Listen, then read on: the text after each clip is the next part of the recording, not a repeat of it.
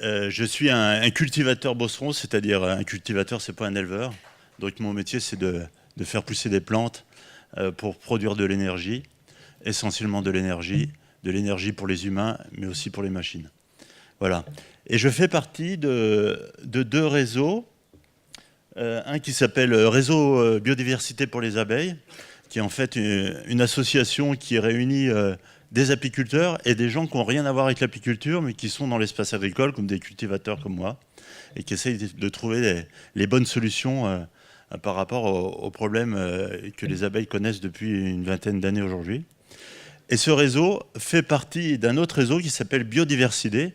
Donc c'est un peu une continuation où on a estimé que ce qu'observait la biodiversité, c'était peut-être les agriculteurs, et peut-être que les agriculteurs avaient des bonnes idées pour la biodiversité. Donc voilà le but de cette association-là. Sachant que mon métier, évidemment, c'est de produire des plantes et de lutter un maximum contre la biodiversité, puisque quand je récolte une orge de printemps, il est absolument il ne doit pas y avoir, par exemple, une graine de colza qui va gêner le processus de la fabrication de la bière.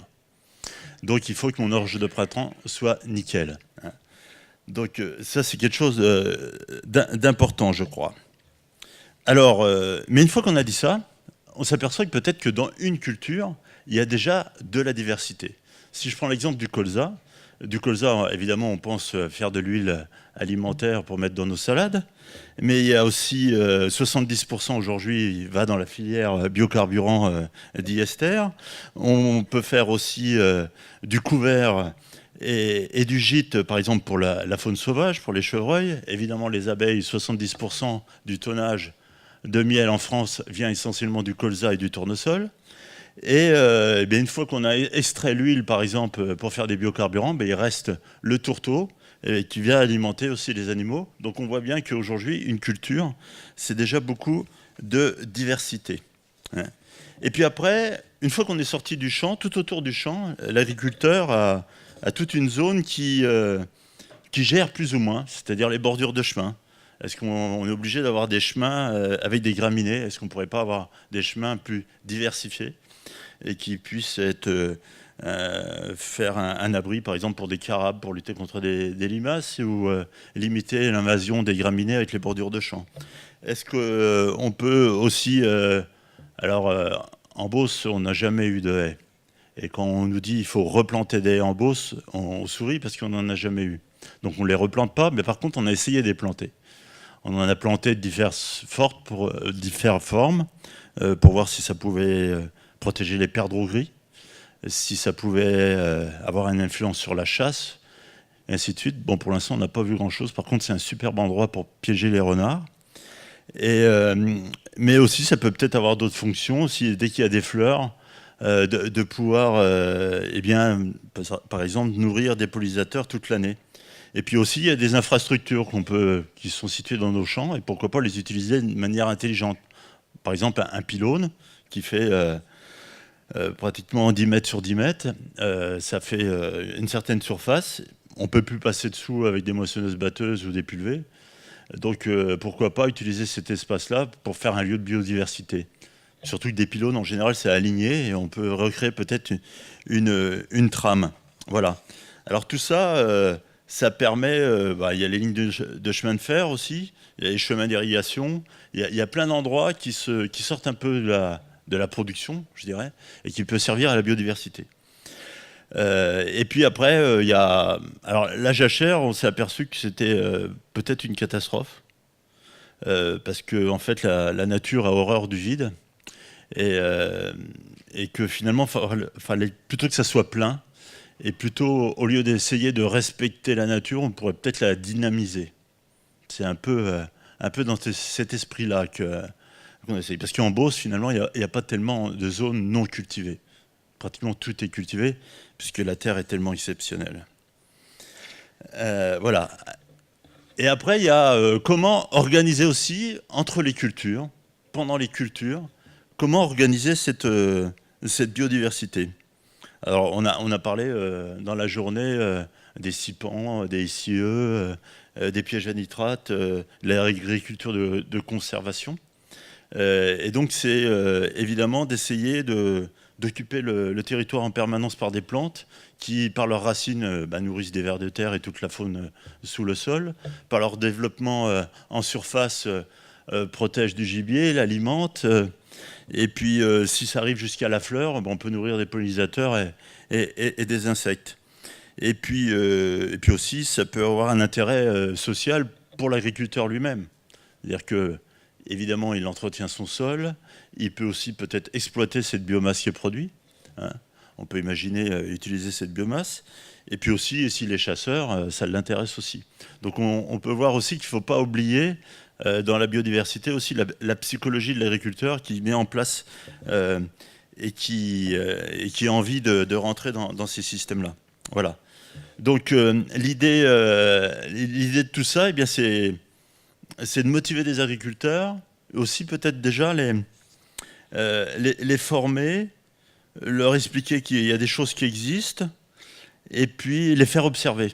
Hein, moi, quand on m'a demandé la première fois d'enregistrer le matin, au lever du jour, le chant des oiseaux pour compter le nombre d'oiseaux et d'espèces et tout ça, j'ai dit, oh, pas de problème, je vais le faire. Alors je suis parti tout seul me mettre au coin d'un petit bois, et puis j'ai écouté les oiseaux. Alors sorti du perdreau, du faisan, les oiseaux que je connaissais, puisque je suis chasseur. Mais tous les autres, je me suis dit, c'est quoi cette catastrophe, quoi. En fait, je me suis aperçu que je connaissais rien des oiseaux. Donc là, j'ai mis un enregistreur, j'ai enregistré pendant 10 minutes, et puis j'ai essayé de voir la LPO, ils m'ont dit, non, enregistrer un truc, on ne va pas être capable. Et j'ai vu mon technicien de GDA, qui était passionné des oiseaux, il a mis son casque, et il m'a relevé 25 espèces différentes. Donc ça montre bien que même si on est sur le territoire, on ne connaît pas tout la biodiversité. Et à travers un réseau comme Biodiversité, où on nous demande de faire des observations, finalement, on s'accapare cette biodiversité et on est plus attentif et on est plus motivé aussi à y faire attention. Et surtout qu'on l'a bien vu dans la journée aussi, tout le progrès de la production agricole, c'est essentiellement fait par les intrants dans la deuxième révolution verte. C'est-à-dire que les semences, les pesticides, les fertilisants, le fuel pour faire tourner nos machines, c'était ça le progrès. Quand on achetait un nouveau tracteur, il y avait du progrès derrière. Et aujourd'hui, on s'aperçoit que finalement, le prochain pétrole, ça va être certainement la connaissance, ça va être certainement les datas et le partage de tout ça. Et là, finalement, il n'y a rien à acheter, mais il y a beaucoup de choses à partager. Et c'est pour ça que je pense que de mettre tout ça en place, c'est quand même aller vers l'avenir. Voilà. Alors, évidemment, on a quelques contraintes qui nous empêchent d'imaginer, qui nous empêchent de nous adapter et de prendre des bonnes décisions à des moments, parce qu'on sort du cadre. Et ça, c'est très, très contraignant. C'est-à-dire qu'on nous limite notre boîte à outils, on nous limite notre droit à l'expérimentation, et puis des bonnes idées qu'on aimerait bien avoir à faire sur notre lieu de vie, finalement, eh bien souvent on est quand même assez contraint, quoi. Et ça, c'est assez embêtant, quoi. Donc je préfère, par rapport à un système contraint, un système plutôt positif et incitatif. Voilà. Donc biodiversité, c'est quoi? Eh bien, c'est justement observer son territoire que l'on gère. Hein, avoir peut-être gagner un peu de liberté et puis de prendre cette responsabilité par rapport à l'environnement qu'on gère. Parce que finalement, quand on est sur 160 hectares comme moi, je gère une surface du patrimoine. Hein. Donc il faut pouvoir avoir des outils pour ça. Alors on fait des observations. On essaye de mettre ça dans une plateforme internet pour que ça soit exploitable relativement rapidement. Et puis après, on sort des données, donc on essaye de voir l'évolution sur plusieurs années, même si on sait que si on commence à gérer la biodiversité avec des bilans annuels, c'est une catastrophe, mais d'essayer de trouver des tendances. Donc déjà, de savoir combien de personnes je nourris, c'est assez valorisant pour un agriculteur, hein. Et puis toutes les observations, donc on a des rapports relativement détaillés sur l'évolution de nos pratiques. Et puis après, on peut voir aussi des effets de la réglementation sur nos exploitations quand on change de système, notamment avec la PAC. Voilà. Et donc de prouver cette attention qu'on peut avoir vis-à-vis de la biodiversité. Et puis après, on nous demande de mesurer aussi. Et là, ça nous permet, par cette expertise de mesurer, de peut-être devenir aussi un peu des experts, de pouvoir faire de l'expérimentation et ainsi acquérir une certaine expérience. Donc, observer des perdreaux, observer aussi des pollinisateurs, c'est relativement intéressant. C'est-à-dire quand vous avez 3 ruches au même endroit et qu'on vous demande de récupérer du pollen à travers des trappes de pollen et que vous êtes un céréalier et vous faites ça, et que à chaque fois que vous allez tirer les 3 trappes à pollen et vous apercevez manifestement que dedans c'est pas les mêmes pollens, vous demandez comment ça marche tout ça. Et puis finalement vous trouvez pas beaucoup de pollen de colza dedans alors que vous avez un champ de colza à côté, et que si vous vous rappelez de la météo au bout d'un mois, que c'était catastrophique et que les abeilles n'ont pas été dans le colza, vous vous dites que finalement, c'est pas aussi simple que ça, notre histoire. Et que l'observation et le partage, il va être assez péchu, quoi. Voilà. Donc là, le but de notre réseau, vous l'avez ça, hein. Reconnaissance, on reconnaît des pollinisateurs, on s'initie à la biodiversité. Ça, c'est une vraie chose. On essaye de trouver des bonnes pratiques, on essaye d'avoir des intérêts multifactoriels par rapport à une action et qui peut être liée à du réglementaire. Par exemple, moi je suis obligé de faire des CIPAN, des ICE et ainsi de suite parce que je suis en zone vulnérable nitrate, mais je pourrais aussi choisir d'autres plantes qui peuvent avoir d'autres actions. Et puis on rencontre des experts, on fait des ateliers, on fait des formations, on apprend plein de choses rigolotes. Et puis on a des échanges aussi avec des gens qui sont sur le même territoire que nous et qu'on ne croise pas forcément, hein.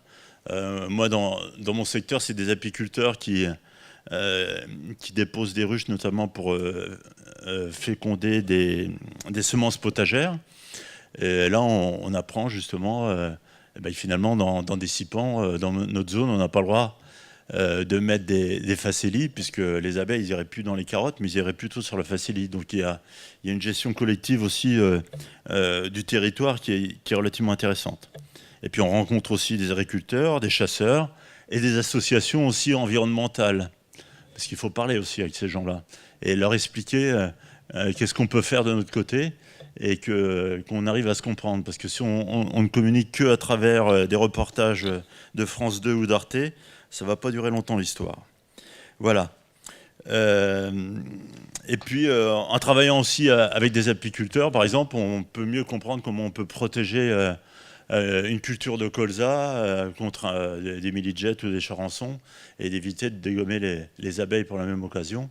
Donc là, on peut trouver des solutions sur le terrain relativement facilement et en bonne concertation. Voilà, juste la conclusion.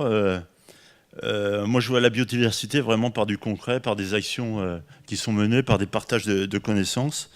Et pour moi, l'agriculture durable, si on veut faire une définition, c'est vraiment une acceptation sociale de cet objectif-là par les agriculteurs. Hein, ça, c'est le point social qui, je crois, est important. Si on leur impose par la réglementation, chaque fois, et qui n'est souvent pas comprise, là, on va vraiment vers un écueil. Je pense que l'environnement, il ne faut pas seulement le protéger, il faut le dynamiser. Il faut que ça fonctionne, tout ça. Voilà. Et le dernier aspect, c'est l'aspect économique. Il faut que les agriculteurs continuent à gagner de l'argent. Sinon, ça va être encore une plus grosse catastrophe au niveau de la diversité et de l'environnement.